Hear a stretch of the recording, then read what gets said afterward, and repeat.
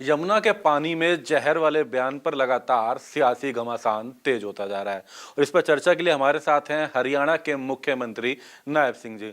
Sir, Delhi में पानी की किल्लत, टैंकर माफिया, ये कभी मुद्दा उठा था और हालात ये हुए कि सारा आरोप हरियाणा पर लगा। बाकायदा आपने तथ्य भी रखे पल्ला से लेकर वजीराबाद तक, लेकिन अभी भी लगातार वो आरोप हरियाणा पर ही लग रहे हैं। नहीं, देखिए, क्योंकि केजरीवाल अपनी नाकामियों को छुपाने के लिए उन्होंने प्रोपेगेंडा तैयार किया है। अगर आप देखेंगे, केजरीवाल ने 10 साल पहले दिल्ली के लोगों से ये कह करके वोट लिया था कि मैं यमुना को स्वच्छ करूंगा। 5 साल में नहीं कर पाया। 5 साल में नहीं कर पाया तो 5 साल के बाद फिर दिल्ली के लोगों के पास गया, जाकर के कहने लगा कि मुझे एक समय और दो, मैं यमुना को स्वच्छ करूंगा।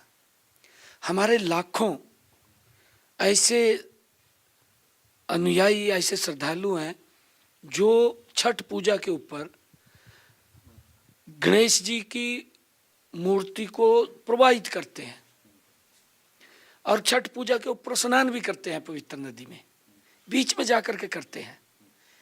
केजरीवाल दिखा तो दे 10 साल बाद बढ़ के अंदर क्या हालात है।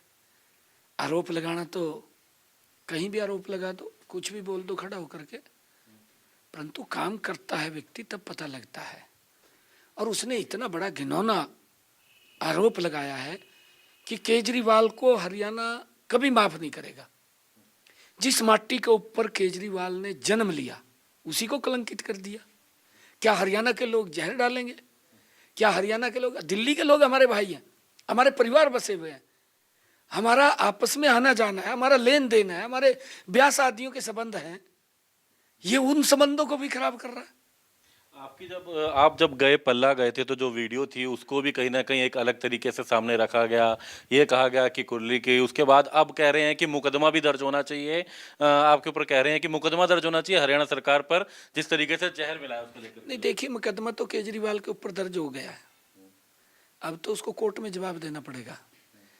हमारी वीडियो को क्रॉप करके अपने राजनीतिक स्वार्थ सिद्धि के लिए ये तो ये समझ रहा है मैं समझदार हूँ, मैं IIT हूँ, समझदार हूँ, बाकी बेवकूफ़ है। अब इसको पता चलेगा। 5 तारीख को दिल्ली के लोग जवाब देने वाले हैं। और इसने, मैं आज भी वहाँ से पानी लेकर के आया हूँ, उस दिन पी करके आया था और वो देखा भी है, पूरी वीडियो देखी है, मैं पानी पी करके आया हूँ। और वहाँ का जो उसका जो ये बात कर रहा है अमोनिया की, वहाँ पर 0% है, एकदम स्वच्छ पानी है वहाँ का। और वहाँ के इनके ये बात एक दिन बोल रहा था, कहा अगर इतना स्वच्छ है पानी, उनका एक दूत था, कोई टीवी के ऊपर चैनल डिबेट कर रहा था, वो कह रहा था, कहा जी फिर तो डायरेक्ट पानी देना शुरू कर दो। भाई किसने रोक किया तेरे को? डायरेक्ट लग जाते, डायरेक्ट ही दे रहे हैं हम। आपने उसकी जो STP बना है 10 सालों के अंदर, उसकी कैपेसिटी तो बढ़ाने की दूर की बात, उसकी सफाई तक नहीं की। और वहाँ का जो पानी आज मैं लेकर के आया हूँ पल्ला का, जहाँ से हरियाणा दिल्ली को फीड कर रहा है पानी, उस स्थान के ऊपर का पानी, और जहाँ केजरीवाल ने खड़े होकर के बोला था कि मैं यमुना को साफ करूँगा, वहाँ का पानी मैं लेकर के आया हूँ। मैंने ये चैलेंज भी किया है केजरीवाल को कि आप मेरे साथ आइए, साथ चलते हैं दोनों जने और वहाँ पल्ला जाएंगे, मैं पल्ला जा करके पानी पीऊँगा।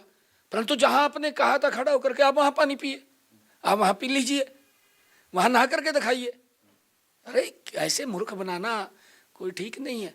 और आपने जो व्यवस्थाएं खड़ी करनी थी वो व्यवस्थाएं खड़ी नहीं कर पाए, अपनी नाकामियों को छिपाने के लिए दूसरे को ऊपर आरोप लगाना।